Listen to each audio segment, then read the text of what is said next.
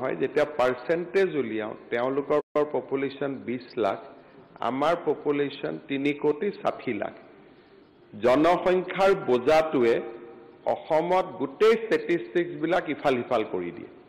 কাৰণ যেতিয়া আমি পাৰ্চেন্টেজ উলাও জনসংখ্যা ভাৰ্চেছ ষ্টুডেন্ট গতিকে এই বিষয়টো মই সদায় হাউছত কৈ আছো যে আমি সিম্পটমছক এটেক কৰি থাকিলে নহব ৰোগটোক এটেক কৰিব লাগিব আৰু অসমৰ ৰোগটোৱে হৈছে জনসংখ্যা যি নহওক এইবাৰ আমি হায়াৰ এডুকেশ্যন সাৰ্ভেত সকলোৱে খুব ভালকৈ পাৰ্টিসিপেট কৰিছে আৰু অহা বছৰ যেটো আমাৰ পাৰ্চেন্টেজ উলাব মই ভাবো will be around the national average আমি 23-24 আমি পামগৈ কাৰণ 130 কলেজৰ ডেটা তাত আপলোডে হৈ থকা নাই এবিলাক আগৰ পৰাই গুৰুত্ব দিয়া নাছিল যোৱা পৰখি মই নিজে 350 কলেজৰ প্ৰিন্সিপালৰ লগত এই বিষয়টোৰ ওপৰত মিটিং কৰিছো নোডেল অফিচাৰ এপইন্ট কৰাইছো অহা বছৰ এই ডেটাটো কাৰেক্ট হৈ যাব দ্বিতীয়তে স্বচ্ছ সাৰ্ভেক্ষণত লজ্জা বুলি যেটো লিখিছে লজ্জা অসম চৰকাৰ লিখা নাই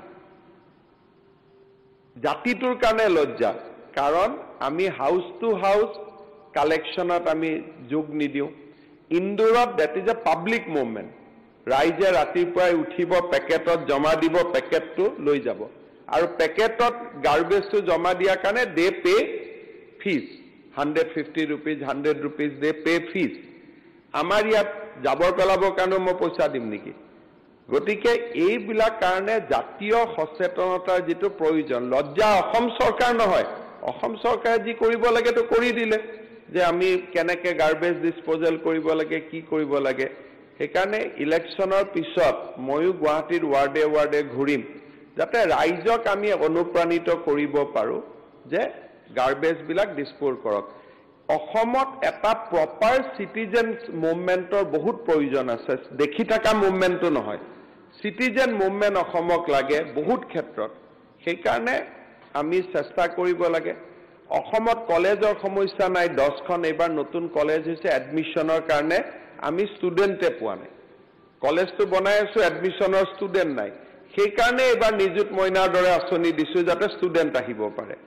যিবিলাক সমস্যা কোৱা হৈছে এইবিলাক সমস্যাৰ ওপৰত আমি ৰেসপন্স কৰিছো আৰু বাজেটখনে তাৰ উত্তৰ নিযুত মইনা হিতাধিকাৰী সৃষ্টিৰ কাৰণে কৰা হোৱা নাই এক্স্যাক্টলি ভৰতনগৰ ডাঙৰীয়াই কোৱাটো এটাৰ উত্তৰ যাতে হায়াৰ এডুকেশ্যনত আমাৰ ষ্টুডেন্ট বেছি যায় সেই কাৰণে আমি নিযুত মইনা কৰিছো এটা মাননীয় সদস্য ভুৱন পেগু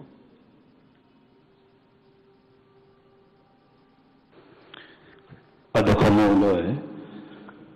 বাজেট বক্তৃতাত আমাৰ যোৱাকালি যেটো উল্লেখ কৰিছে মই ভাবো মই বিত্তমন্ত্ৰী আমাৰ অজন্তা বাইদেউ মই ধন্যবাদ জ্ঞাপন